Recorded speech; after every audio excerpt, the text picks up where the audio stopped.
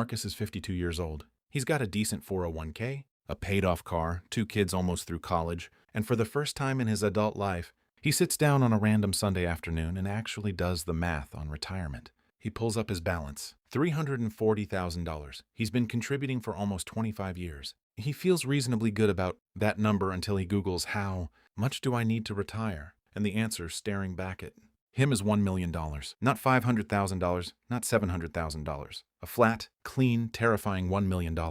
Repeated across article after article, calculator after calculator, financial advisor after financial advisor. Marcus does the math on what it would take to get there. At his current contribution rate, he's not getting anywhere close by. 65.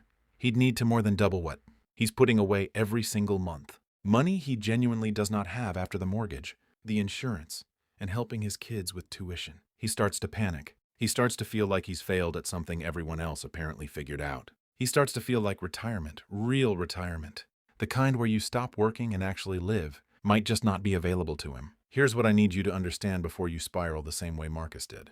That number, the $1 million retirement target, is largely a myth. Not because you don't need money to retire, you absolutely do, but because that specific number was built for a version of retirement, a version of the economy, and a version of a person that doesn't actually match most people's real lives. And chasing it, or worse, giving up because you feel like you'll never hit it, might be one of the most damaging financial mistakes you make. My name is Bobby, and this is The Wealth Insight, where we spend way too much time thinking about the invisible math that keeps hardworking people stuck, confused, or quietly panicking about numbers nobody ever properly explained to them. If you've ever felt behind on retirement, or if you've ever seen that $1 million figure and felt your stomach drop, make sure to hit that subscribe button and give this video a thumbs up if this helps you out.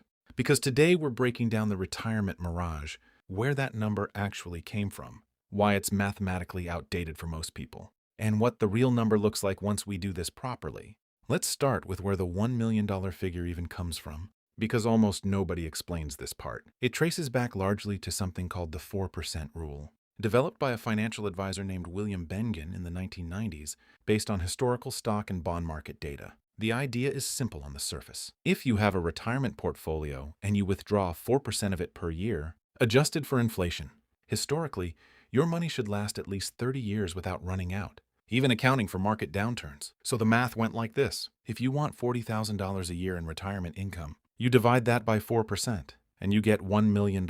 That's genuinely where the number comes from. It's not arbitrary, it's a real calculation. But here's the problem. It's a calculation built on a specific assumption, that $40,000 a year, that has almost nothing to do with your actual life. The $1 million number assumes you need $40,000 annually in retirement income, purely from your portfolio with no other income sources. But that assumption ignores something enormous. Social Security. For the average retiree, Social Security replaces a meaningful chunk of pre-retirement income, often somewhere between 30 and 40%, depending on your earnings history. If you're going to receive, say, $24,000 a year from Social Security, and your target spending is $40,000 a year, you don't need your portfolio to generate the full $40,000. You only need it to cover the gap, which in this example is $16,000 a year. Run that through the 4% rule instead of the full number, and suddenly your real target isn't $1 million.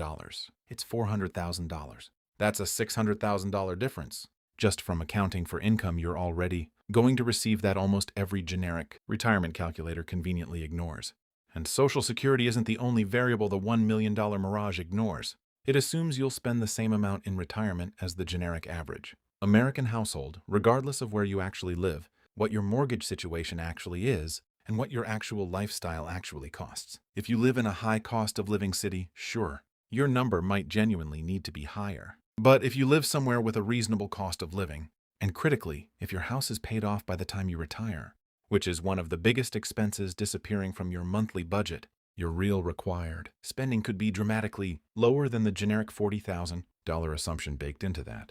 Scary headline number. It also assumes a rigid, unchanging retirement where you stop working entirely at 65 and never generate another dollar of income again for the rest of your life. But that's not how retirement actually works for a huge percentage of people today. Many people work part-time in retirement, not out of desperation, but because they want structure, social connection, or extra spending money. Even $10,000 or $15,000 a year in part-time income dramatically changes how much you need saved.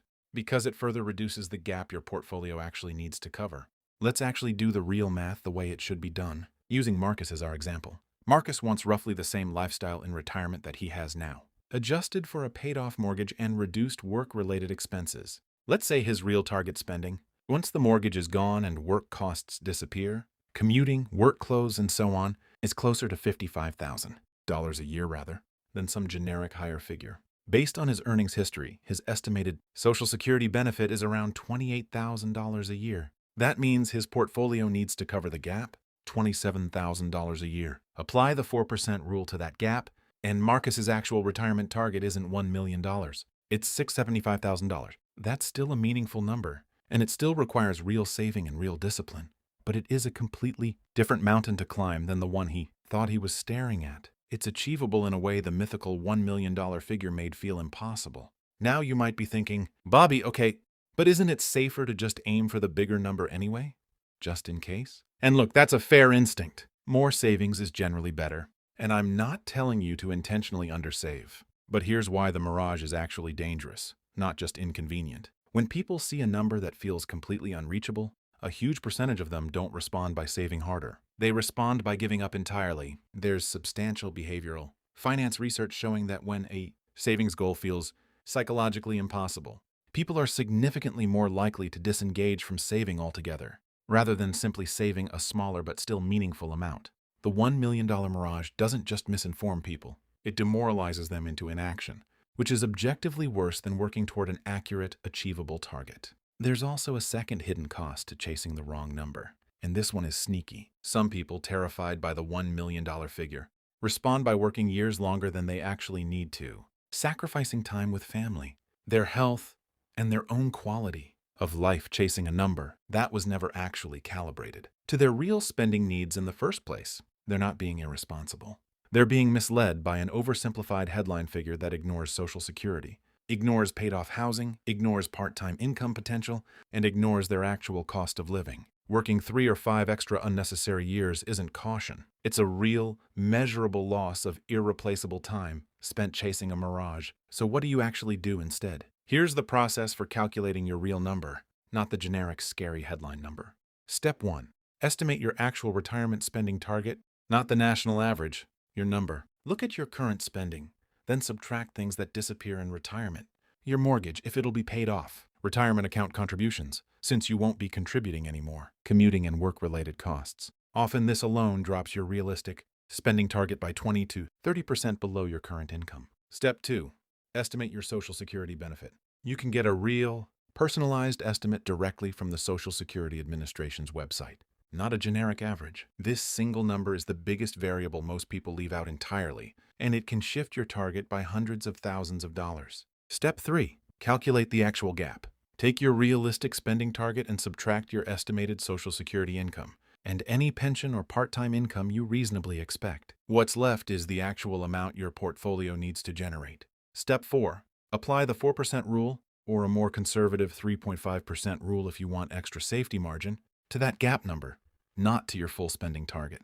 This is your real retirement number. Step 5. Revisit this calculation every few years, not obsessively, but periodically, because your spending assumptions, Social Security estimates, and life circumstances will shift over time, and your target should shift with them, rather than staying frozen at some number you calculated once in your 30s. I want to leave you with this. The $1 million retirement number isn't a lie exactly.